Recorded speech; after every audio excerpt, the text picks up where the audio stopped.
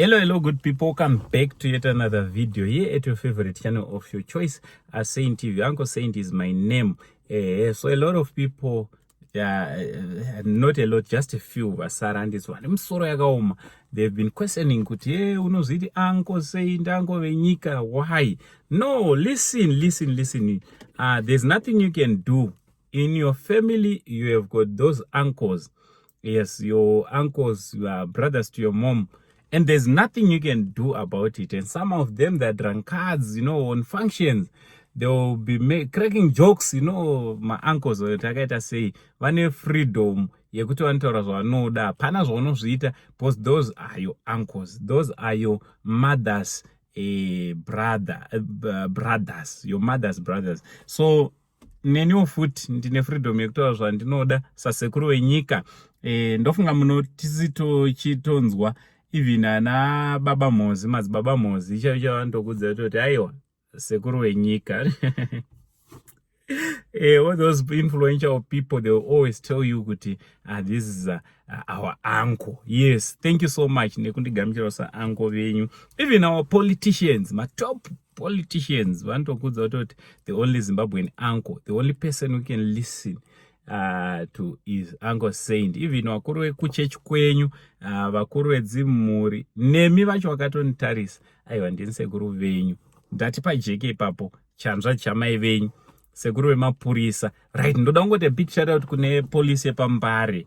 Mbare specifically, Mbare police station. Aiwa, mapurisa epaMbare, nasi ndiri kupa a big shout out on this video. Especially traffic cops and traffic police wepaMbare. Aiwa, pfuurai mberi nekubata basa. Basa renyu riri kuoneka, tiri kuriona, because kana kune nzvimbo yakaoma kuva mapurisa area yeMbare muno muZimbabwe. So ukaona varume nevakadzi vave vari kuita zvavari kuita, vari kubata basa, it's not easy, and so I just want to say a big shout out to Mbare traffic cops, Mbare police station as a whole. I have a big shout out to you. Right, ndoda kupai update yekwaChirenje. Vanhu vakawanda vari kundibata vachiti Uncle Saint, ko story yekwaChirenje tadii paya, makaposta mazuva akapera makabva mangoti nya, anditi and vamwe vari kundifonera chazoita makoza haasi kumira. So ndapromisa kuti aiwa kune vese vanitaura navo kuWhatsApp nevandibata makozi, ndoda kuti ndinge ndinokupai update. So nyaya yekwaChirenje chekutanga, utano hwavo, aiwa vaChirenje vari kurapwa, Mwari wakudenga vari kupindira, is recovering very well. We thank God for you guys for standing by this brother of ours, and his family. We cannot say is not family, especially Kwamuri Mamira Nai is part of us, and thank you so much. Nema prayers, thank you so much. One thing I assure you, the truth shall come out. One of the good days, the truth, the bottom truth shall come out. And isusu tinongoramba tichingonamata, yetinotenda kuti makotsi pa the whole issue, makotsi akaita basa ravo. Mutemo weZimbabwe munongoziva unoita basa ravo, vanenge vatoita ma-investigations akakwana kuti vazopa judgment. So Mr. Chirenje sekuziva kwenyu vanogara panze nekuda kwekuti nyaya yavo vakadyiwa kumakotsi. Kubva pakutanga aifunga kuti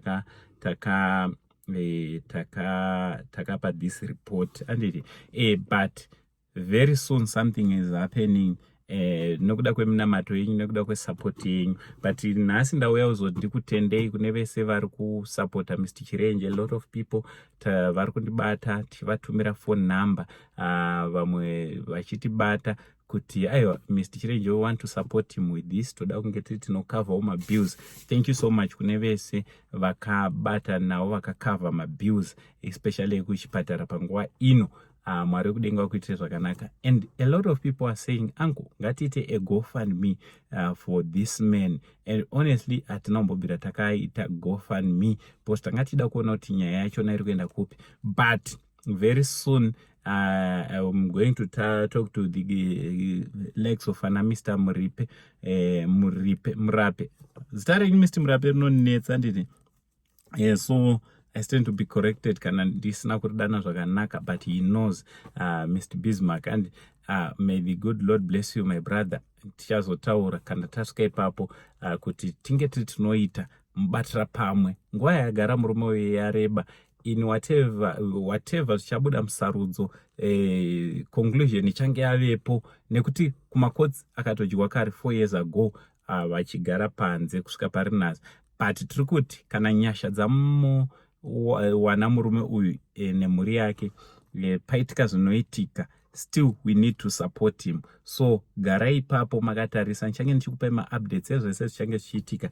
But thank you so much nekunge muri munomira nemurume uyu. Pane zvakawanda zvichateera, pane zvakawanda zvichatora nzvimbo, zvandiri kukuvimbisai kuti zvichabuda positive. Andiri pandoda ndikuudzei chokwadi, the whole story kune vamwe vanhu vanenge varipo vanenge vachida kunge vari vanoita fanike ivo vakatumwa naMwari kuti vange vari vanotaura zvino nezvino. Stop it. And ndatotaura shoko guru ipapo. Kune vamwe vanhu vanenge vakuratidza kuti ma-interested parts. And you have to stop it. Let Mr. Chirenje, Mr. Dube, Mr. Chipunza vakamira vakadaro varume vatatu avo, I'm sure kuti pasina vamwe vanopindira vachida kuvhiringa. Varume ava varume vanotya Mwari, varume vanoda Mwari, and varume vekuti handifunge kuti vangada kuti umwe angari anotambura kusvika pazvasvika apa, kusvika pakurwara ari panze zvichidaro. Varume vekuti they can resolve my issues, the story at hand amicably kana zvikasava nevamwe vane ma-interest. Ivavo varume vandatotaura mazita avo, varume vekuti vanotya Mwari, zvekuti aiwa nyaya iyi inogona kupera zvakanaka.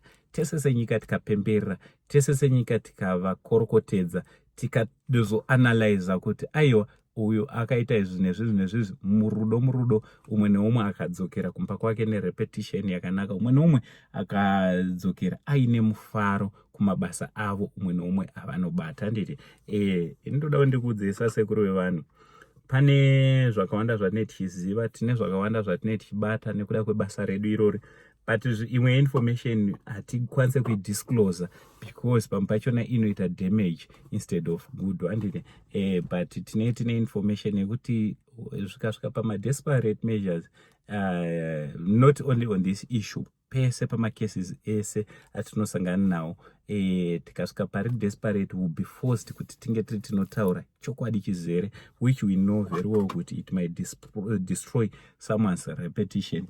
So in general, I as a journalist tinozopractice, tinozodecide kumira nenyaya iri positive. I have decided to be someone who reports nekuita nyaya kuti dzinge dzinopera amicably. And ndo mbiri yedu, mbiri yekuti pange pane ma-positive results panyaya dzese dzatinoita. Mbiri yedu ndeyekuti tinozikanwa nekuti tinoita ma-stories achibuda zvipositive.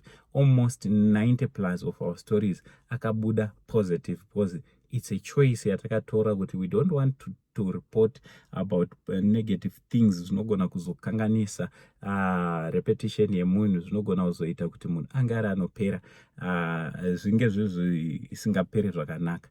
But mark my words, tinaro simba rekuti tikada kunge tiri tinobuditsa zvinhu zviri negative, zvichisvibisa vanhu, simba racho tinaro, because zvimwe zvachona vanhu vanenge vakatozviita, but we choose peace over zvinhu zvisiri. We choose love over hate. We choose to spread love on our platforms. Ayo Mwari wekudenga kuitire zvakanaka. Pfuurai mberi nekunamatira una anko venyu. Tinosangana nema-threats, especially patoita ma-stories. There is a lot of people who threaten me kuti ukadai hazvipere zvakanaka. Ende vamwe vacho tinenge tichitovaziva, kuthreatena ango saying it's a waste of time, because ndinongoswera ndatoziva kuti iwe ndiwe nhingi, uri hama yanhingi, unogara pakati nepakati, izvezvi uri kwakati, mhuri yako yakati. So it's a waste of time threatening munhu wesocial media, because chakatoita kuti tinge tiri panapa tine rimwe simba ratinaro nezvimwe zvatinoziva zvisingazivikanwe nevamwe vazhinji. So if you see Uncle very soft or any other journalist ari soft, chingozova kuti vanhu ivavo vakatochuza kuva soft, vakatochuza kuita zviri positive, but kuseri kwavo kune imwe mhuka yakarara yekuti ikadenwa ikamuka hauzomboifarire. From Uncle Saint, the only Zim Uncle, ndangotaurira mashoko avo kune vamwe vanotithreatena, vamwe vanofona vachitaura kuti musadaro adi usatichikidzire kozi likes of Uncle Saint inandityi anditi because handina munhu wandakarwa naye, handina munhu wandinorwa naye kana wandinotadzirana naye. Zvinhu zvese tinongozviita murudo. Aiwa, ndo updates dzandango ndiwezokuzivisai zviri kuitika mastreets umu. Don't forget to like, to share, don't forget to subscribe on our YouTube channel, don't forget to follow our Facebook page, our TikTok account yakanzi Uncle Saint. Zita rangu ndichinzi Sekuru Saint, Sekuru weZimbabwe, chanzvadzi chamai venyu. For now, ndiri kusign out ndichiti much love and God bless.